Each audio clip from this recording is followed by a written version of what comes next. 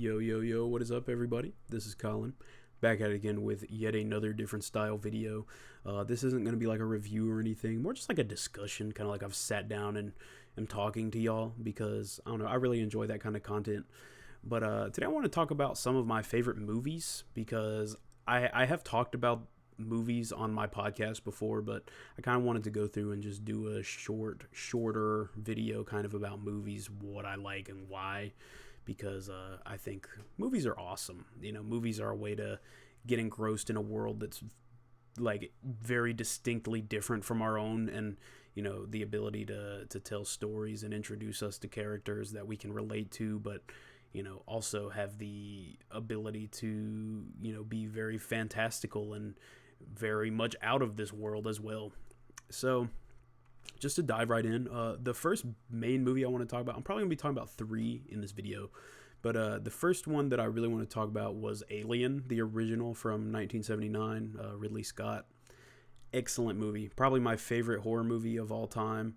I definitely think that Alien is one of those like cult classics, and even beyond like a cult classic, is just like a recognized great movie. There's so much that I think Alien has done for horror films and sci-fi as well. I think that it's kind of inspired a lot of filmmakers and authors, and it's one of those. It's like a series now, but the original movie I definitely think like kicked off a new wave of movies and like a new approach even to how you would approach a sci-fi horror story. Damn, I can't talk. But what really got me into Alien was the game Alien Isolation, which is another one of those things I've talked about before, but is an excellent game. Fantastic. Probably my favorite horror game of all time. So I really don't think you get a better horror experience. And I mean, some people would say like Dead Space and Outlast and stuff like that. And I think there's definitely some validity there. But I also think that Alien Isolation kind of is a distinctly different game because not only is it set in a very much canon and authentic recreation of the original movie, but you also cannot fight the xenomorph. You can't do any damage to anything really. I mean, you can kill the working Joes, but you're better off just avoiding everything or running because it takes a lot of time and makes a lot of noise, and the AI is just fantastic, especially for the xenomorph. But that was really what got me into Alien, and after having watched the movie, I think I've seen the movie like 3 or 4 times now. I watched them kind of like back to back to back.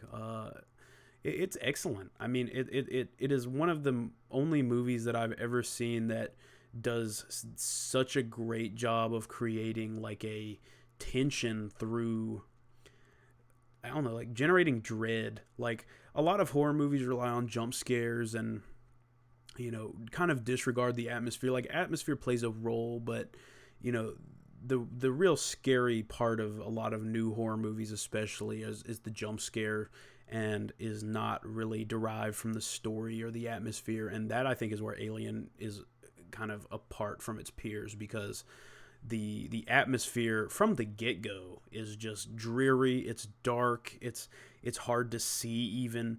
And you know, you finally get into the encounter on the planet with the face hugger, and you know, you really start going downhill. I mean, shit hits the fan.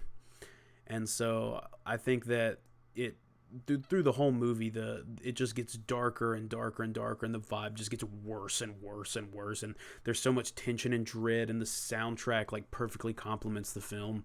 And you know, by the time the alien is actually like present, like you're just, you know, fully engrossed in I guess the helplessness that the characters feel, because there's nothing they can do. Like Ellen Ripley she's helpless to the alien, and as are the rest of her crew.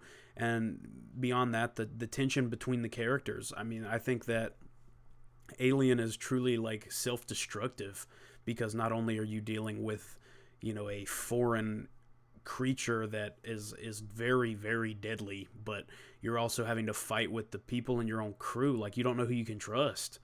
And I think that is where Alien really succeeds, not only as a horror movie and a sci-fi movie, but also just as like a landmark of cinematography and filmmaking. Like it's truly like a awful moody film. When I don't mean awful like it's bad, but like the vibe is just terrible.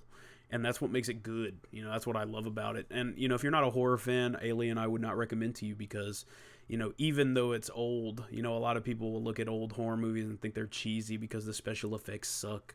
But, Alien still stands up even to this day, I think.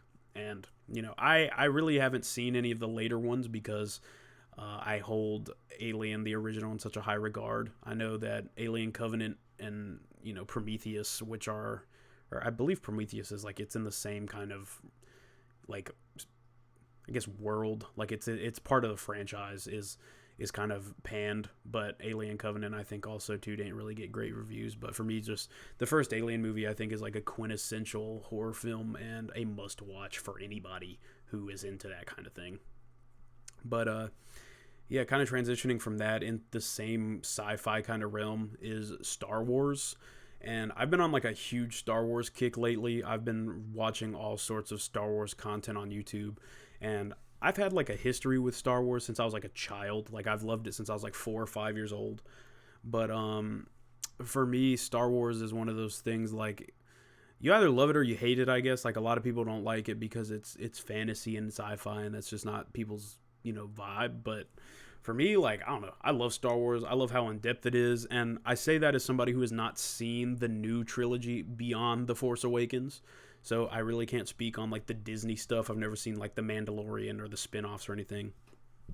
But I know that as far as the original trilogy and even the prequels, like I know a lot of people, diss the prequels, and I mean, yeah, they're not great. I mean, like The Phantom Menace especially, and Episode 2 I think are pretty mediocre. Like, I appreciate the story that it's telling, but I think the way it was told is pretty rough around the edges. I mean, we have quotes about sand being coarse and rough and getting everywhere. Like, it's riveting. But I can still appreciate them because, like, it's telling the story of Anakin, his love with Padme, and ultimately how that drives him into becoming Darth Vader. I think that it's really cool the way it bridges the gap between episode 3 and 4. And I know that there's like the Kenobi spinoff that kind of tells the story in between those movies, but I don't know. I really do like Anakin's character arc. He's probably my favorite character from the Star Wars series. Just watching someone who was grown up, trained as a in the Force, in the ways of the Force as a Jedi, and how it kind of overtook him in a way. Like he became so focused on his own desires and trying to protect everybody and keep everything safe that he ultimately lost everything in the end. And I think there's kind of poetic, like it's pretty sad. Like you feel bad for him, and you even feel bad for Darth Vader after watching everything. I mean, I think it's a sad romance almost. It's a tragedy, like Shakespeare almost. And, I'm not trying to say that the prequels are Shakespearean in quality, but I mean, it's kind of the same, tragedy.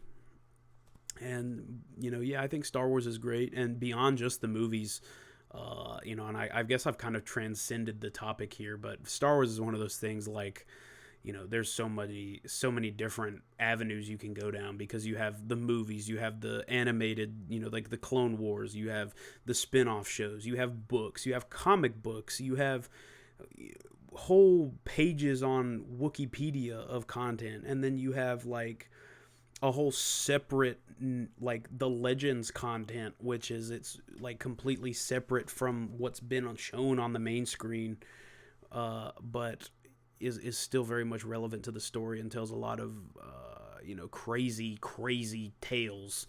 And the Legends content is personally what I really like. But Star Wars as a series, I know that's not really like a movie, and I know A New Hope is like the Star Wars, and I think it's a great movie, but just the whole series of Star Wars, I really love it, and I think it's a must watch for sci-fi fans, especially if you're into the more operatic, like Shakespearean kind of thing, where it's much more, I guess, multifaceted. Whereas Alien is like a horror movie. Star Wars is a lot more multifaceted in that there's action, there's love, and there's good versus evil, and it's kind of harkening back to the original, kind of 30s and 40s era of filmmaking. It's not this very sophisticated thing. It's really easy to like the characters, and it's simple fun, which I think is what makes Star Wars so good. But yeah, the last movie I wanted to talk about, and this is like way in the future compared to Alien and Star Wars, but is the Ari Aster movie Hereditary. And I guess tangentially related would be Midsummer. I'm kind of going to group these together because, they're both Ari Aster movies, and I really, really love his work. But Hereditary is, well, I guess both of them are horror movies, but Hereditary is much more like traditional horror, I would say, whereas Midsummer is a lot more kind of out there. But Hereditary is I guess a possession horror movie, which personally is what I really like. I really like possession horror. But there's so much depth to the story. Like there's so many, and it's one of those movies, like you see something new every time you watch it. Like there's something new that you pop up in the background, or you'll see that you didn't notice your first watch. And I think those are the kind of movies I really like, where it requires another viewing to really understand, or even a third viewing or a fourth viewing. Like you're still learning the more you watch the movie, even though you know what happens. And I think that Ari Aster is like a master at creating tension, which, kind of talking like I was with Alien, this is another one of those movies. Unlike a lot of modern cash grab horror movies, this is like a deeply horrible movie, like in the sense that it's you feel awful for the people in the film. Like it's you empathize so much with these characters, even though it's kind of out there, but you empathize so much with the people on the screen, because it's like you can feel their pain, you can feel what they're going through, and like understand that there are so many different levels of conflict going on. And it all culminates in this grotesque scene at the end of the movie, and by that point it's almost like you've been on a roller coaster ride. Like you're ready to get off, like you're ready for it to be over, because it's just like, oh, damn, it's like heavy.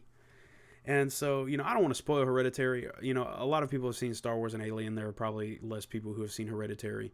I don't want to spoil it, but it's one of those movies, like, I don't know, it really like sits with you after you watch it, because it's just so dark and brutal. And not even brutal in like the sense that like a slasher movie would be brutal, but it's just so dark and dreadful. Like you feel icky after watching it, because it's like you've gone through death and family conflict and desperation, and you just feel awful for these people.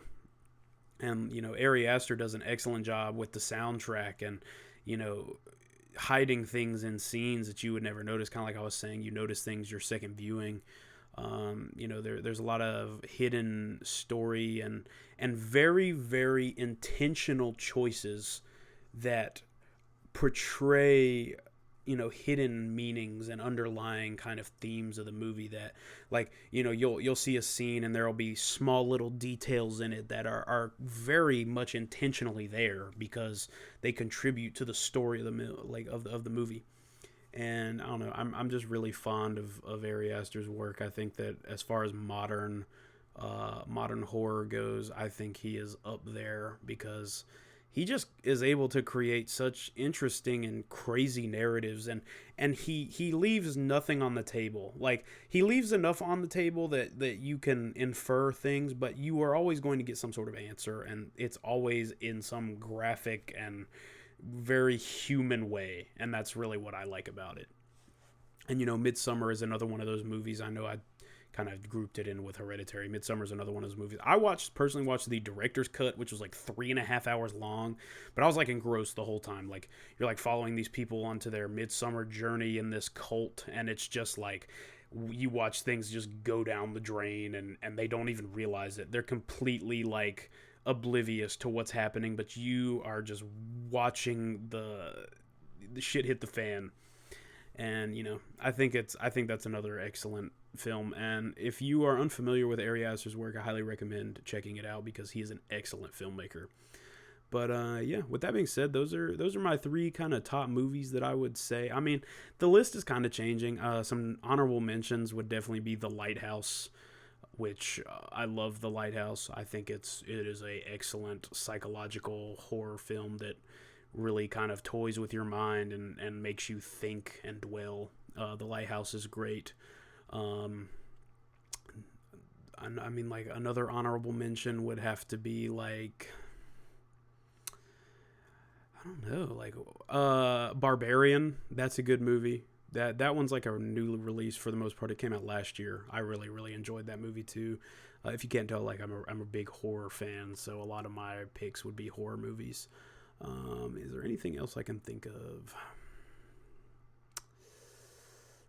Not really. I think I think that would probably be my list. But yeah, with that being said, I hope y'all enjoyed this video. I had fun sitting down and kind of talking about movies. If you'd like to see something else like this, or maybe like a deep dive into a movie or something like that, I would be more than down to talk about it. But with that being said, I've been Colin. That's been the video. Hope y'all enjoyed. Peace.